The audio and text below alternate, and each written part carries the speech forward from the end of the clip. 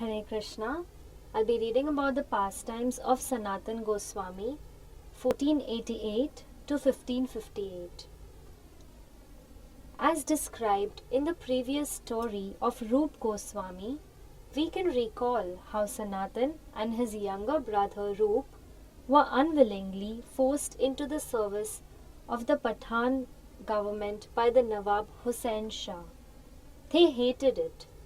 Eventually, Lord Chaitanya made a journey through Bengal and came near where the brothers were posted.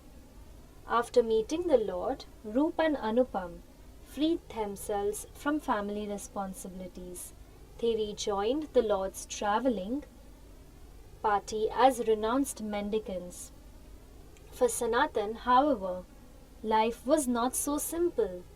For the Nawab heavily dependent on him, Sanatan was his right-hand man and took on many responsibilities, especially when the Nawab went to conquer neighboring states. Even though Sanatan owned his own palace and great wealth, he just longed to give it all up and be with Sri Chaitanya. At first, Sanatan pretended to be ill for long periods of time. The Nawab was suspicious and sent his personal physician to check on Sanatan. The physician reported that Sanatan was fit and well. Enraged, the Nawab stormed into Sanatan's apartment with his guards. He saw that far from being sick, Sanatan was healthily engaged in discussing the Bhagavatam with a room full of Pandits and Brahmins. The Nawab demanded, "As you are in fine condition, immediately come with me to Orissa, where I will conquer another kingdom."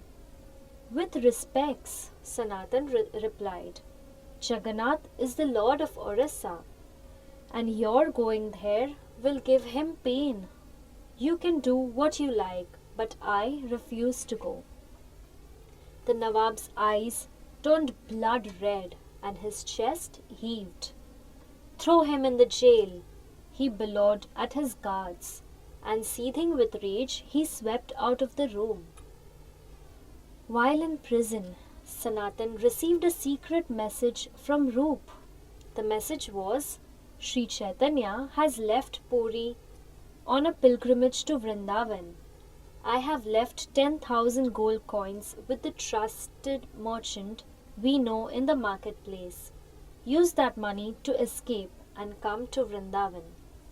Sanatan became very friendly with the jailkeeper and offered him 7,000 gold coins to plot an escape. But the jailer was worried. "I want to help," he confided, "but I am afraid of the Nawab."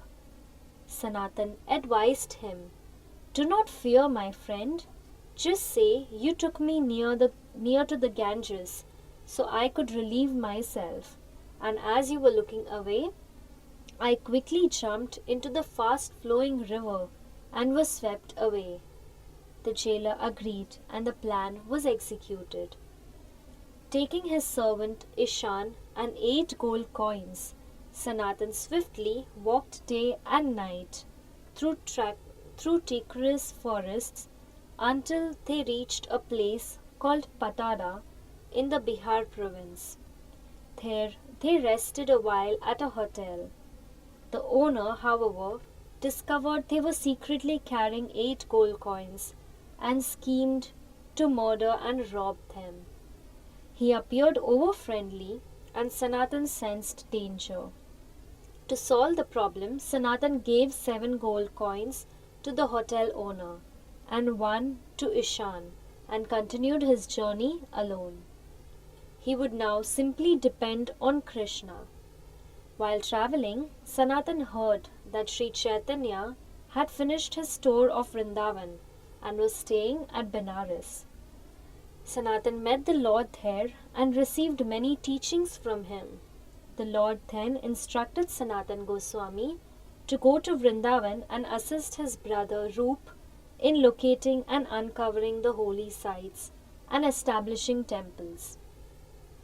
Now it so happened that thousands of years ago, at the very beginning of Kali Yuga, there was a king of Mathura called Vajra.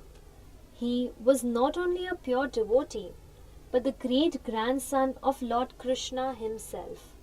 At that time, Muslim invaders occupied India and were intent on destroying temple deities. Vajra took many of the deities, including Madan Mohan, and hid them in safe places. A part of the Lord's mission was to establish the worship of such ancient and important deities. The deity Madan Mohan stayed at the house of a Brahmin called Chaube and was treated just like one of the Brahmin's own children. His own children actually played with the deity. One day, Sanatana Goswami visited the house and was shocked to see this going on. "You must have a proper system of worship," insisted Sanatan, and he proceeded to instruct Chaube in the rules and regulations of deity worship. That night, Madan Mohan appeared in a dream to Chaube and told him, "You have so many children, and Sanatan has none. Therefore, I would like you to give me to him." Madan Mohan also appeared to Sanatan in a dream and told him of his plan. "But my lord," protested Sanatan, "as much as I would dearly love to care for you, I am just a poor mendicant who lives by begging. How could I possibly feed you properly?" Madan Mohan replied, "I know your position, Sanatan, but don't worry. I will accept whatever you offer, even if only dry chapatis." The next day, Sanatan visited Chaube, and they told each other of their dreams. And so the care of the deity was transferred to Sanatan, who took Madan Mohan to the hill where he lived in Vrindavan. He kept the Lord in a tree next to his grass hut. On a typical day, Sanatan would beg some wheat flour, add Jamuna water, and roll the dough into a chapati. Dropping it into hot coals, he would watch it cook. When it was done, he would offer the chapati to Madan Mohan and then respect it at his prasad at the day. Everything went on like this until the day Madan Mohan asked for salt. Sanatan said, "I just knew this would happen. Today you want salt, tomorrow you will want sweets, and then you'll want a big temple to live in. Please have pity on an old man, my lord, and make your own arrangements for these things." And that is exactly what the Lord did. There was a wealthy salt merchant called Krishnadas Kapoor. One day, as he was making a large delivery of salt, his boat ran up on a sandbar along the Jamuna. He was unable to get it free. He was desperate to get help as his cargo was valuable, and if the boat tipped over it, would all be spoiled. He prayed fervently for help. As Providence would have it, a cowherd boy approached him and directed the merchant to see Sanatana Goswami, who resided on the nearby hill. The troubled salt trader begged Sanatan for help. "Just pray to Madan Mohan," advised the Goswami. "He will hear your prayers." Krishnadas prayed to the deity for help. In response, a sudden storm broke and torrents of rain fell. The water of the river swelled, freeing the boat. Krishnadas was relieved and happy, but arriving back to inspect his cargo, he discovered that the salt had been miraculously replaced by valuable camphor and the fruit by sparkling gems.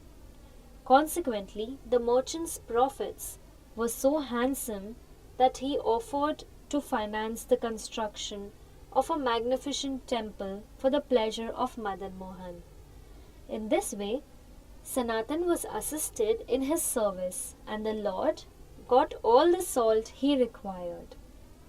For 43 years, Sanatana Goswami travelled to the villages of Vrindavan and preached to all he met. Sri Chaitanya often said, "Sanatan is my favorite devotee." At the age of 65, Sanatan walked daily around Govardhan Hill, at that time a distance of 24 miles. Whilst performing this parikrama, he kept his vow of offering 1008 obeisances to Govardhan Hill, as well as to any Vaishnava he met on the way. Lord Krishna could not tolerate Sanatan's performing such difficult austerities at such an advanced age. One day, Krishna himself stopped Sanatan and said, "Baba, you are too old to walk around Govardhan Hill every day. You should now give up this vow." Sanatan protested, "No, I cannot even consider giving up a religious vow. I must carry on." And he continued walking. Lord Krishna, pleased by the determination of his devotee, was not to be outdone. Out of love and compassion, the Lord again stopped Sanatan. "Watch," he commanded. Standing on a large flat stone, Govardhan Shila, Krishna played his famous flute. When the Lord stepped off, Sanatan could see that the stone had melted in ecstasy, for the Lord's lotus footprints were clearly impressed into the surface. The Lord handed the stone to Sanatan and said, "If you walk around this stone every day, it will be the same as circumambulating Govardhan Hill. In this way, you will maintain your vow. Please do it." Seeing the exquisite form of Lord Krishna standing before him, Sanatan's soft heart also melted, and he agreed to the Lord's request. To this day, that very same stone can be seen at the Radha Damodar temple in Vrindavan. Sanatana Goswami eventually returned to the spiritual world in 1558, and his samadhi, that is burial shrine, can be found behind the original temple of Radha Madan Mohan.